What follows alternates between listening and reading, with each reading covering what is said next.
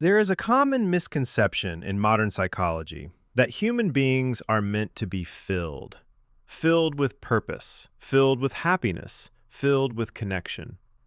We treat the feeling of emptiness as a malfunction, an error code in the system. But what if emptiness isn't the absence of something? What if empty is still a space? Sometimes this space is completely silent. Other times, it is loud, louder than any external noise.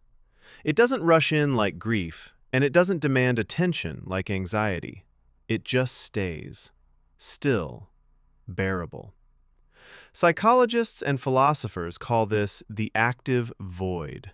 It is a weight that rests differently on every individual, and the most unsettling truth about it is that it doesn't betray you, nor does it give you hope. It simply grows with you. We need to look at the clinical and existential reality of this space, not to fix it and not to find a conclusion, but to understand the architecture of what happens when the things we once held fade into silence. In Western psychology, we are taught to categorize emptiness as numbness or a defensive detachment.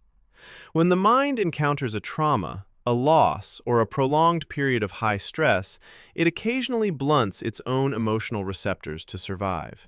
It slips from conscious processing into the unconscious. But in phenomenology, the study of human experience, emptiness is recognized as a physical structure. When you look at an empty cup, you are not looking at nothing. You are looking at a vessel defined by its capacity to hold space. When the human psyche experiences emptiness, it is often holding the exact shape of what used to be there.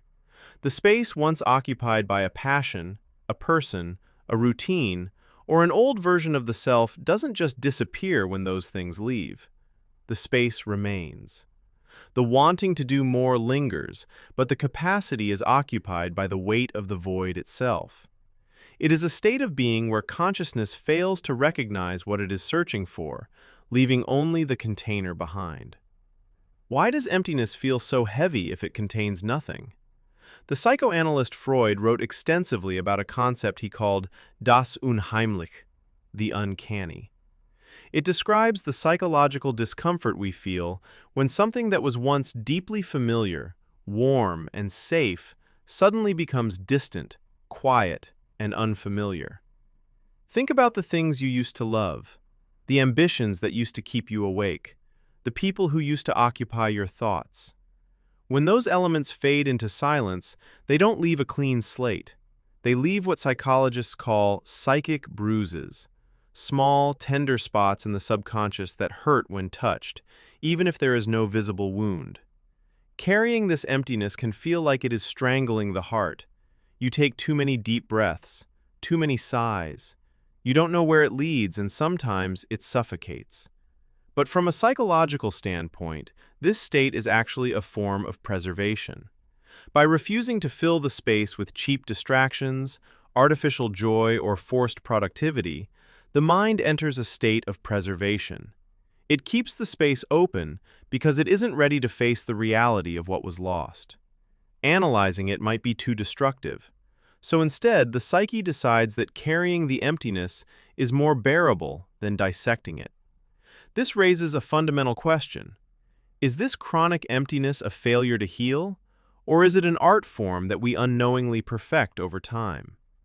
When a constant companion, sitting quietly beside you on an ordinary afternoon, it stops acting as a symptom and starts acting as a boundary. In clinical terms, this is known as containment. There is a distinct difference between being overwhelmed by a void and containing it. When you contain emptiness, you neither console it nor encourage it. You don't perform for it, and you don't fight it. You allow it to be an objective reality of your internal landscape. The words we use to describe this state often feel light, while the internal space keeps its absolute weight.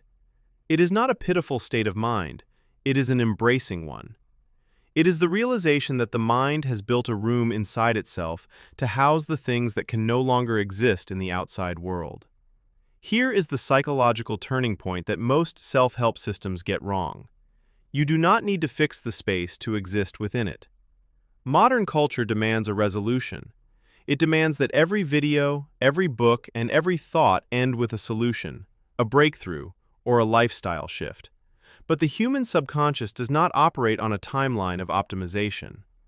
When the conscious mind wants to move forward, but the lingering emptiness refuses to shift, it isn't necessarily self-sabotage. It might be the ultimate form of psychological honesty. It is the mind acknowledging that some losses, some transitions, and some eras of life take years to fully clear out. To force a conclusion onto a space that is still settling is to build a house on wet concrete. So what do we do with a space that refuses to be filled? When the question is asked, what are you going to do about it? The most psychologically profound answer is often, I don't know. Maybe the healing isn't found in letting go. Maybe the healing is found in the capacity to coexist with the silence, to let it sit beside you without needing to give it a name, a diagnosis, or a cure. If you are carrying a space like this today, remember, an empty room is not broken. It is simply a place where the air is still. It is contained. It is yours. Turn off the screen, step away from the noise, and just let the space sit.